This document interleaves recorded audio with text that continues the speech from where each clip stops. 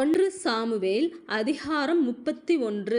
பெலிஸ்தர் இஸ்ரவேலரோடே யுத்தம் பண்ணினார்கள். இஸ்ரவேலர் பெலிஸ்தருக்கு முன்பாக முறிந்தோடி கில்போவா மலையிலே வெட்டுண்டு விழுந்தார்கள். பெலிஸ்தர் சவுலையும் அவன் குமாரரையும் நெருங்கித் தொடர்ந்து சவுலின் குமாரராகிய யோனத்தானையும் அபினதாபையும் மல்கிசூகாவையும் வெட்டி போட்டார்கள். சவுலுக்கு விரோதமாய் யுத்தம் பலத்தது.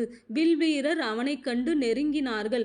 அப்பொழுது சவுல் வில்வீரரால் மிகவும் காயப்பட்டு தன் ஆயுததாரியை நோக்கி, அந்த விருத்த சேதனம் இல்லாதவர்கள் வந்து என்னை குத்தி போட்டு என்னை அவமானப்படுத்தாதபடிக்கு நீ உன் பட்டயத்தை உருவி என்னை குத்தி போடு என்றான். அவனுடைய ஆயுததாரி மிகவும் பயப்பட்டதினால் அப்படி செய்யமாட்டேன் என்றான். அப்பொழுது சவுல் தன் பட்டயத்தை நட்டு அதின் மேல் விழுந்தான். சவுல் செத்து போனதை அவன் ஆயுததாரி கண்டபோது அவனும் தன் பட்டயத்தின் மேல் விழுந்து அவனோடே கூட செத்து போனான்.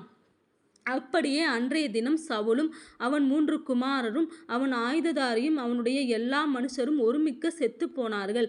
இஸ்ரவேலர் முறிந்தோடினார்கள் என்றும் சவுலும் அவன் குமாரரும் செத்து போனார்கள் என்றும் பள்ளத்தாக்குக்கு இப்பாலும் யோர்தானுக்கு இப்பாலும் இருந்த இஸ்ரவேலர் கண்டபோது அவர்கள் பட்டணங்களை விட்டு ஓடிப்போனார்கள்.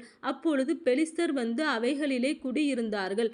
வெட்டுண்டவர்களை உரிந்து கொள்ள பெலிஸ்தர் மறுநாள் வந்தபோது அவர்கள் சவுலும் அவன் 3 குமாரரும் கில்போவா மலையிலே விழுந்து கிடக்கிறதைக் கண்டு அவன் தலையை வெட்டி அவன் ஆயுதங்களை எடுத்துக்கொண்டு தங்கள் விக்கிரகங்களின் கோவில்களிலும் ஜனங்களுக்குள்ளும் செய்தியை பிரசித்தப்படுத்தும்படி அவைகளை பெலிஸ்தர் தேசத்திலே சுற்றிலும் அனுப்பி அவன் ஆயுதங்களை அஸ்தரோத் தேவனுடைய கோவிலிலே வைத்து அவன் உடலை பெட்சானின் அலங்கத்திலே தூக்கி போட்டார்கள். பெலிஸ்தர் சவுலுக்கு செய்ததை கீலேயாத் தேசத்து யாபேஸ் பட்டணத்தார் கேட்டபோது அவர்களிலே பலசாலிகள் எல்லாரும் எழுந்து முழுவதும் நடந்து போய் பெட்சானின் அலங்கத்தில் இருந்த சவுலின் உடலையும் அவன் குமாரரின் உடல்களையும் எடுத்து யாபேசுக்கு கொண்டு வந்து அவைகளை அங்கே தகனம் பண்ணி அவர்களுடைய எலும்புகளை எடுத்து யாபேசில் இருக்கிற தோப்பிலே அடக்கம் பண்ணி 7 நாள் உபவாசம் பண்ணினார்கள்.